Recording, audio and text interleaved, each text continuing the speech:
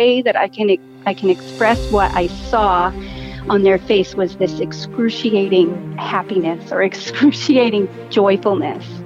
And he said, "You can have this. You can have this." This is Touched by Heaven. Everyday encounters with God, those moments when heaven and earth collide and we see God. We see His hand reaching out to us, attempting to get our attention, inviting us into a closer relationship. Here we share stories of encounter with angels, divine intervention, prophetic dreams, visions, near-death experiences, big and little God incidents. I'm your host, Trapper Jack. Welcome, so glad you're here for episode 73 of Touched by Heaven, Everyday Encounters with God. When I was growing up as a kid, it was like clockwork. It was clockwork. About 5:15 in the afternoon, we knew that Dad would come into the house, and he would smile, and he would bellow out, "Margaret, I'm home." My mom's name isn't Margaret. My mom's name was Lorna. So who's Margaret?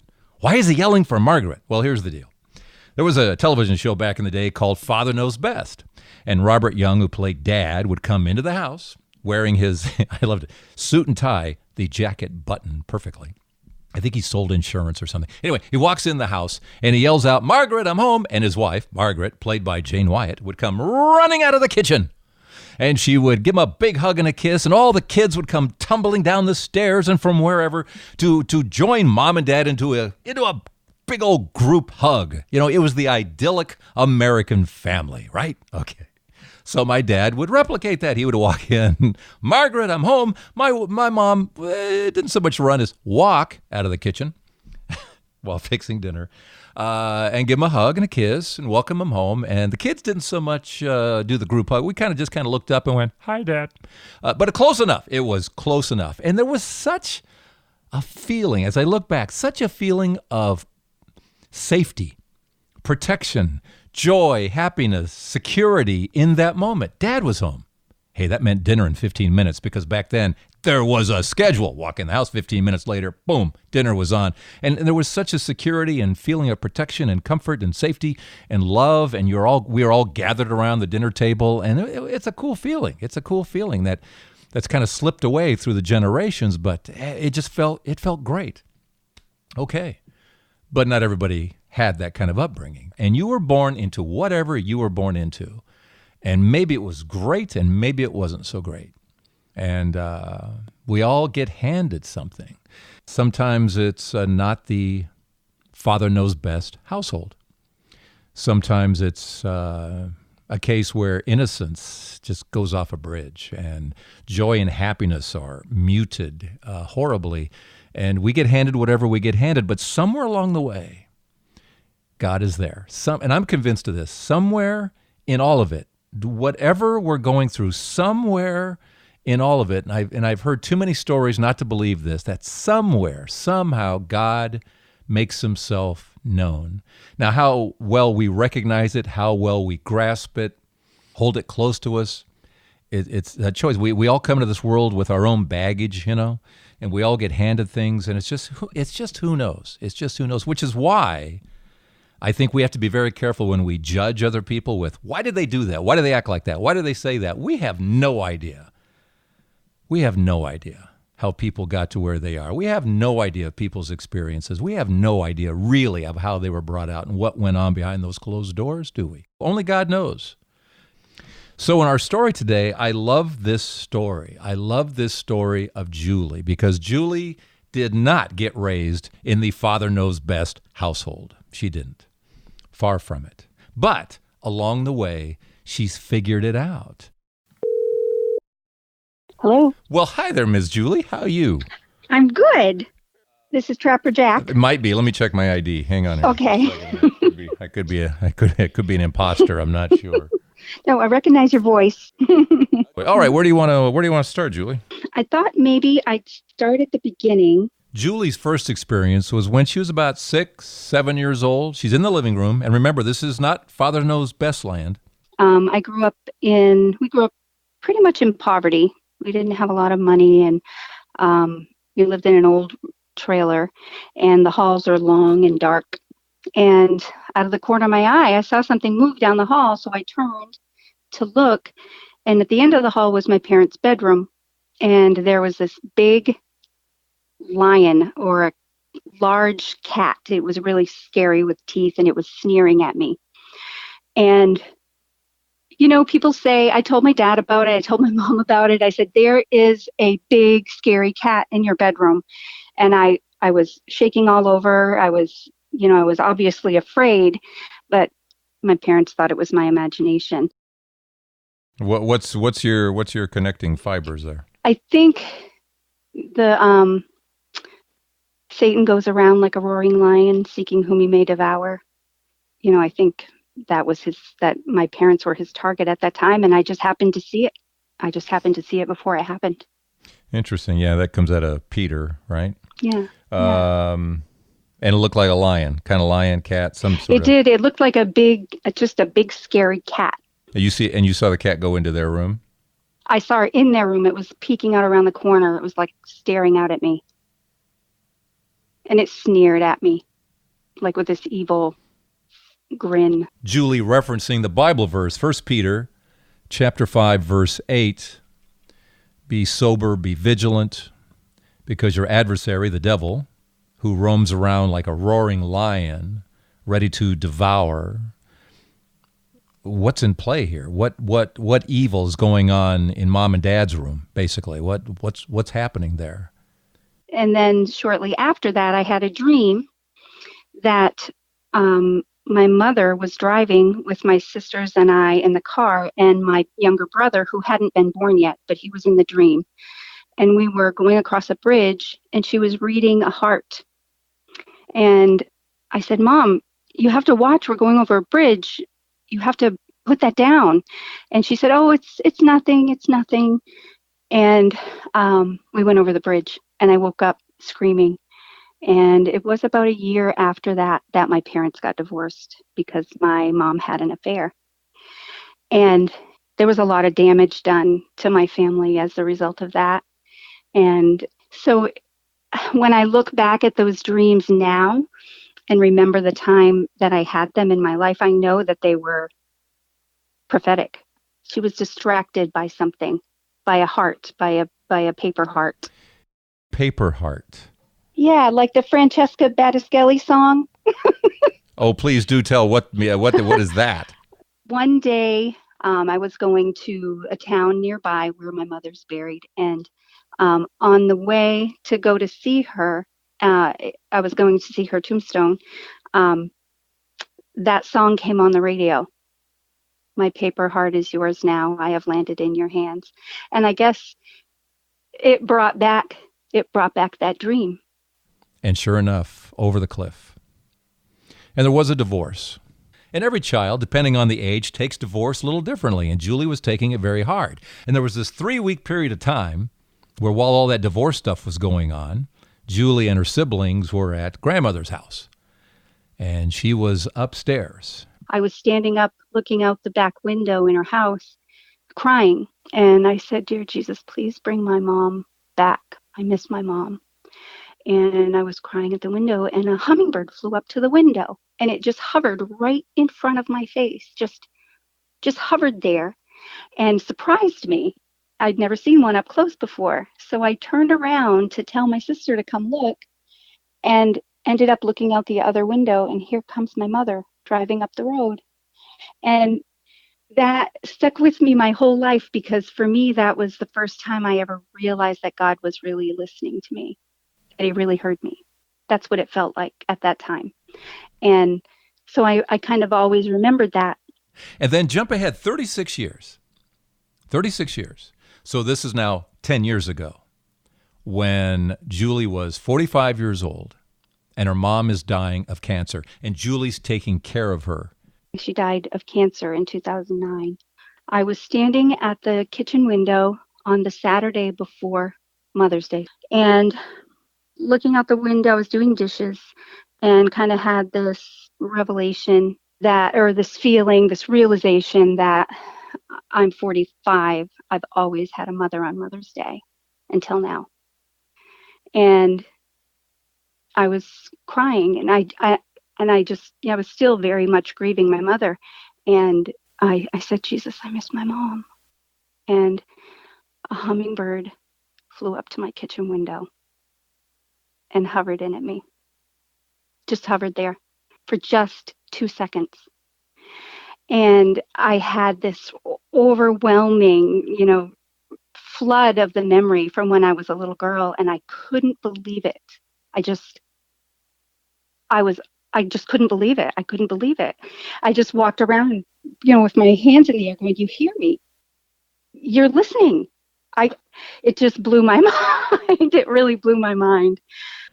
I guess that's the story for me that, really solidified my faith. Even at 45, you start to develop some doubts. So between your single-digit years and 45, it's not like you had 30 other hummingbird to the window stories. No. No. It happened when I was a little girl, when I was missing my mother because I hadn't seen her for 3 weeks during the period of time where they were divorcing. And then, all those years later, after Mom died and I was missing her again, another hummingbird. And you're right. That's just, because so many times I think we can get kind of locked into that. Why aren't you listening to me? Why aren't you talking to me? Why aren't you? And then he'll just throw one of those at you like, I'm here. Yeah. I'm always here. It's like I'm always here, I know, and I know that, we know that, right? We grow up in the church and we know God is everywhere. He's always with us. He's promised never to leave us or forsake us. I always wonder if maybe I'm just a little slow in the faith department and he has to give me these little boosts or something just to help me realize that this is for real. This is for real. Pay attention. And they fortify those beautiful moments. They just fortify. Oh, okay. And then then we're good for, another hour or two until the next time we need a sign. That's the nature of us. It's the nature of who we are. But what a beautiful sign. That's pretty cool. Yeah. Growing up in the backyard, my mom grew fuchsias, and hummingbirds used to always go to them and, suck the nectar out. Who doesn't? You can't not watch a hummingbird, do what it does. It's just the dazzle and the awesomeness of a hummingbird. And for God to connect those two mom moments, you're missing your mom, here's a hummingbird. You're still missing your mom now at 36 years later because she's passed away, here's another hummingbird. And then for Julie, to her credit, to connect the two, looking for God on a daily basis so that hummingbird made sense.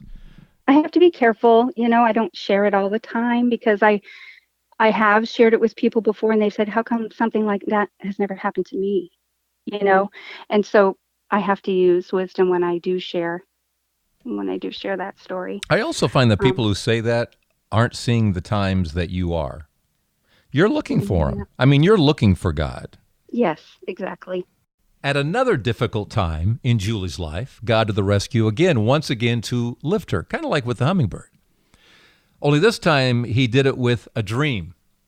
Within her church, it was starting to split, and she played a key role at the church, and so this really bothered her because she saw her church coming apart. I was on the edge of sleep, and that's the only way I can describe it because I was still consciously aware of what I was seeing, but my eyes were closed. And I was standing by a huge gate with two towers that they looked like towers. In this dream or vision, whatever it was, looking down into this valley, and there's a river there, and across on the other side, there's this hillside. All up the side of the hill, there were all of these houses, and it looked like something like what you would see in Greece, all the beautiful white houses on the hillside. And up at the very top, there was just this golden light. And this river was running down from that golden light, and it was running down through this valley. And as I looked, I kind of focused in closer to the river, and I could see people, but they were not like flesh. They were spiritual. They moved with like a lot of grace, and they just, almost flowed. At different places in the river, people would stick like their toe in and start to giggle, or they'd walk up a little higher and they'd start to laugh really hard. And then some of them would just dive in, just like completely dive in and come up out of the water. And the only way that I can I can express what I saw on their face was this excruciating happiness or excruciating joyfulness. And I was envious of it. I was like, oh, that looks so fun. I want to feel that. I want to be that. And there was a being standing next to me. A what? A being. A being. Okay. I don't know. I don't know if it was God or Jesus or Saint Peter. I don't know who it was, but he was standing beside me, and he said, "You can have this." And that's all he said. You can have this. And I turned to look at him, and the vision went away. And the question in my mind was like, when? Now or when I die? So that question has always been in my mind, Well, and certainly we learn that we can have heaven on earth. So I think he's saying now. I think all of us can experience heaven now, no matter what. As a matter of fact, did you listen to episode 72? This is the one who did have a near-death experience. A number of them saw Jesus, saw Mary. Her name is Maria. What struck me about the episode, and you'll hear it too, is all the pain that Maria has been through. She's been through a lot of health issues herself. Her husband's been diagnosed with dementia. Her dad has dementia very bad. She just lost her mom a few weeks ago. Her mom had a lot of health issues. You get a sense that there's been a lot of pain in Maria's life. But she really strikes me as living heaven on earth in that she has such trust, such love for Jesus and Mary, God, Trinity, people. She's done a lot of things for people. She gets involved with different things, church things, to help people. She's following those two commandments, putting God first, loving him with your entire heart and soul and might and mind and all that. And then also love one another as he loved us, So, and in that sense, I think despite all the pain, she's living in heaven on earth. And I think we all have that available to us. What you were seeing, obviously, as you put it, was this excruciating joy, which is two funny words put together there. But I know, but that's the only real way I can explain what I saw. It was amazing, and it was more than anything I could ever imagine. It was. Yeah, it was such joy. It's hard to imagine on this earth having that kind of joy. Yeah, because we feel limited here. Oh, definitely, especially what I do for work. What do you do? I'm a counselor, a mental health counselor. Oh, God help you. God bless you and God help you. Yeah. Depression is it's rampant right now. It's getting worse, isn't it? Rampant. Getting worse. Yeah. One of the things I just recently heard from a Father, I think it's Father Robert Spitzer. He's looked at a lot of this research too, and as you probably have noticed, if there is no God in people, the likelihood of depression is like 2 to 3 times what it is for someone who is a believer. Would you find that to be true? Oh, absolutely. I'm a pastoral counselor before I was a mental health counselor. And so people still come to me based on that title. If they're seeking religion or seeking God, seeking spirituality, they'll come. And there's always more success treating the people who believe that there's more than what they see. The other thing I just recently, what's his name? Jung. Is it Carl Jung? Carl Jung. Yeah. Yeah. Apparently said that, he was a psychologist and psychiatrist, or what was psychologist? Yes, what was he? He was a psychiatrist, I think, but don't quote me. Yeah, but in that realm, and wrote books, obviously. And was he around when Freud was around, or right after, or something? Yeah, they were in the same cohort. He apparently said that from what he saw, especially with Catholics going to confession, I mean that whole reconciliation thing, whether it's in the confessional or having that relationship with God where you're saying I'm sorry. He said when people do that, it pretty much kills his business. Yeah. Right? It kills his business, because when you have that kind of relationship of I'm sorry, then that depression is going to go away. That because your guilt is going to go away. Everything goes away. And the shame. It all goes away because you've been cleansed. You've been cleansed in that process, and then you start over again. And that is incredibly healthy, as you know, meant for mental health. It's incredible. The benefits of that. Yeah. Totally is. God showed up again in a very powerful way for Julie when she was 18. Now, she was kind of a wild child. She and her boyfriend at age 18 thought it'd be a great idea to run off and get married. Not such a great idea as it turned out. They had nothing. They lived on nothing. Within 2 months, Julie was pregnant. But when Julie gave birth to the baby, this was one big happy baby. She was a huge baby. Okay, the doctor was so impressed. He said he wanted to market my milk because he couldn't believe how huge my baby was. She was 27 pounds when she was 6 months old. I mean, she was just a roly-poly, healthy, happy little baby. And when she was about 11 months old, just starting to get ready to walk, we were living in a camper in an old trailer park in Alamogordo, New Mexico. She got really sick and she couldn't keep anything down, and it had gone on for days, and she had diarrhea and vomiting, and I didn't know what was going on. And so I took her to the clinic because we didn't have money, didn't have insurance. I took her to the clinic. They said she's got the flu, basically, and sent me home. And a week later, she still wasn't better and hadn't been keeping anything down, hadn't eaten. It was going on 2 weeks. I took her back. They said, no, she's not skinny. She's fine. Well, that's because she was enormous before she got sick, but she had lost like 8 pounds. And so they sent me home again. And it was another week of just sick, and she was having hallucinations and waking up screaming and staring at the ceiling. And it was another week, and my in-laws had lived up the street from us, and they had gone to church, and I usually went to church with them. My husband's truck was in the driveway, but I don't know where he was. And I got out of the shower and went out into the camper where she was sleeping, and I looked down and her eyes were open and like halfway open, and she wasn't breathing. And so I panicked, and I didn't know how to drive a standard, and that was what the truck was.